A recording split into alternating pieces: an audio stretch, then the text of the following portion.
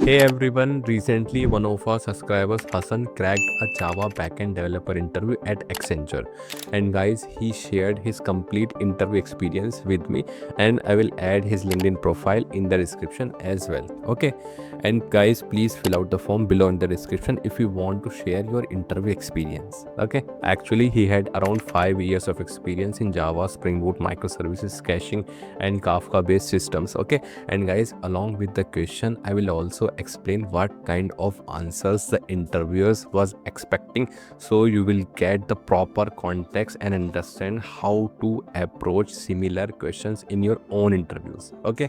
Before we start, if you are preparing for Java, Spring Boot or microservices interviews and want more real interview experiences, then please make sure to subscribe to the channel, because I regularly share actual interview questions asked in top companies.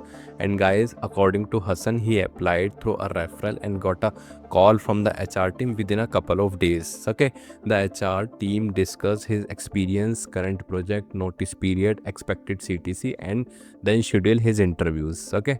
In his case, basically there were total 3 rounds. First was screening round, second was technical round, third was managerial round. So the first round was the HR screening call, nothing technical here, just the basics.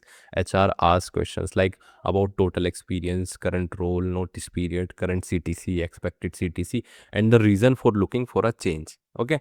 And guys, Hassan said he answered everything honestly and confidently, and within 2 days he got a call for the technical round. Now let's move to the technical round. The interviewer started directly with his project. So guys, the first question was explain your project architecture, the complete request flow, and your individual contribution to the project. Okay. And guys, what the interviewer expects here is a proper end-to-end walkthrough. Client request comes in, hits the API gateway or load balancer, gets routed to the relevant microservice. That service talks to its database or cache, and the response flows back. And guys, just don't describe the team's works in general. Clearly call out which modules you owned and what tech decisions you made and why in this project. That's what shows the ownership at 5 years of experience, guy. Okay. Then he moved to the Java fundamental and asked what are the main features introduced in Java 8. So Lambda expression, the stream API, the optional class to handle nulls better, default static methods interfaces, the new date and time API, java.time, method references, function interfaces like function and predicate, and completable feature for async programming are the features that were introduced. And at 5 years of experience, interviews expect you to not just the list but also explain where you have actually used them. Okay.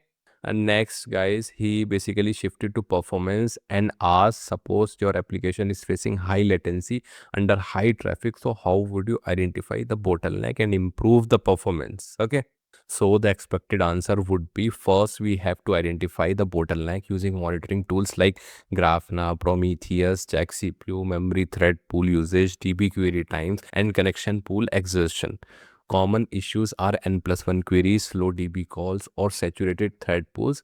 Once identified, we fix it with caching, async processing, connection pool tuning, horizontal scaling, and proper load balancing.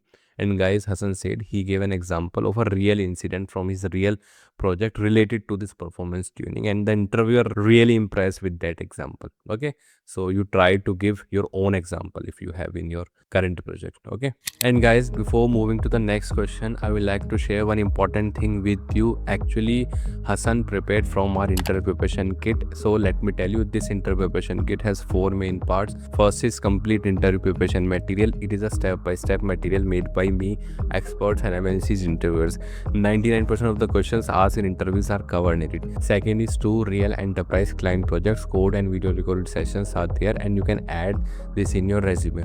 Okay. Third is lifetime chat support. Here you can ask your doubts anytime. Fourth is referral support. Here we help you to get referred to the top MNCs.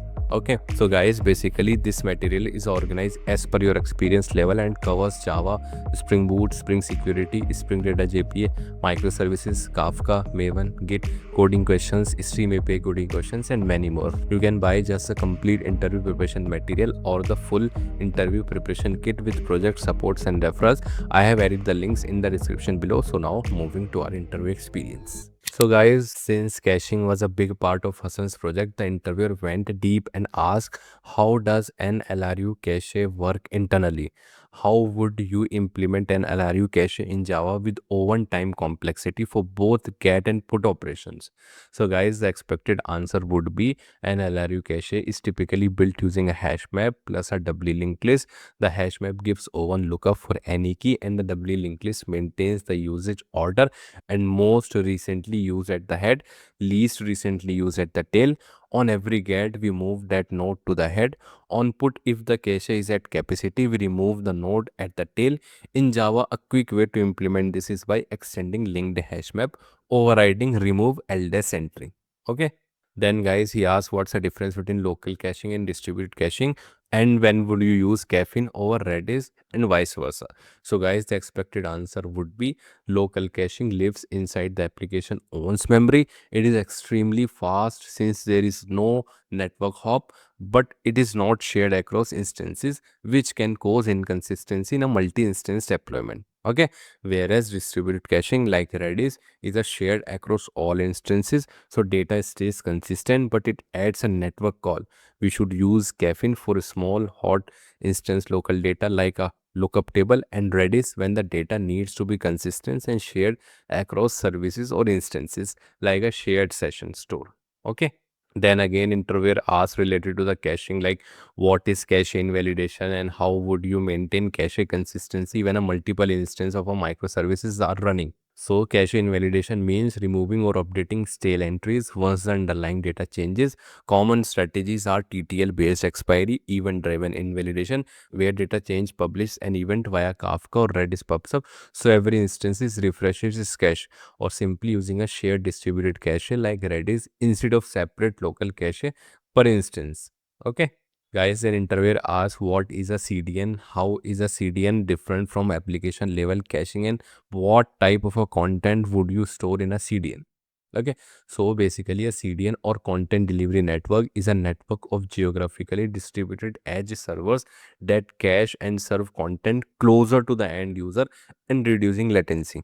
Okay, it's a different from application level caching because it operates at network edge layer outside your application. We typically store static content in a CDN, images, CSS, JS files, videos, static HTML, not dynamic and frequently changing data. And guys, next question was explain optimistic locking and pessimistic locking, and in what scenarios would you use each? This is very important question. So basically, pessimistic locking locks the record as soon as it reads, so no other transaction can modify it until the lock is released. Okay, it is useful in high contention scenarios like a seat booking system. Okay, whereas optimistic locking doesn't lock anything upfront. Instead, it uses a version number or timestamp column, or on update it checks whether the version still matches, right? If it's changed, it throws an exception. This is better for low contention read heavy scenarios since it avoids locking overhead. Okay. Then interviewer asks how does transactional annotation work internally in Spring Boot, and what happens if a transactional method is called from another method within the same class. This is also very important question, guys. So expected answer is transactional annotation works through the Spring AOP proxies. When add a beans method annotated with the transactional is called from outside the bean, Spring wraps it in a proxy that starts, commits, or rolls back the transaction. But here is the catch: if a transactional method is called from another method within the same class, that's a self invocation. Okay, and it bypasses the proxy entirely since it's a direct Java call. Okay, so the transactional behavior simply won't apply here. Right.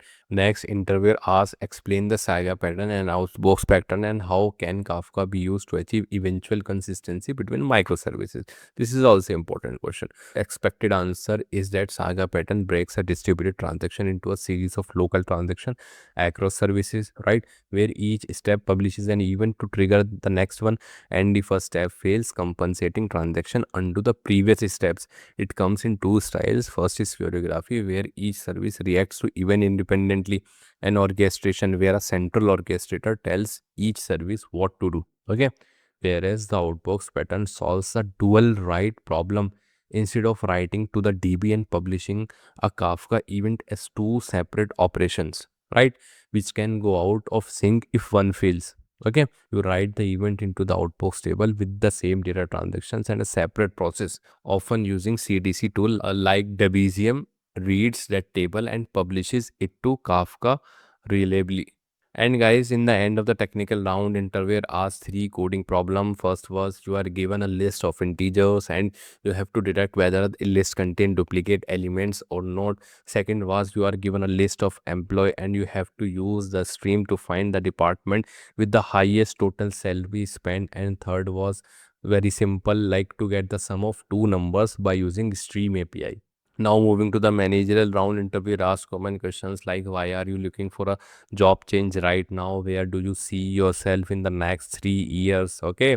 Are you comfortable with Accenture work culture? Right? Like we sometimes work with clients across different time zones. So how would you manage that? And then what are your salary expectations? So guys, answer of these questions may vary person to person, so prepare accordingly. And that's it. Within about a 1 week, Hassan received his offer letter from Accenture. So guys, if you found this video helpful, give this video a thumbs up. It genuinely motivates me to bring more real interview experiences like this. Drop a comment if you want me to cover any specific company or topic, and if you haven't subscribed yet, hit that subscribe button right now because I post these type of videos regularly. All the best for your interviews. Thank you.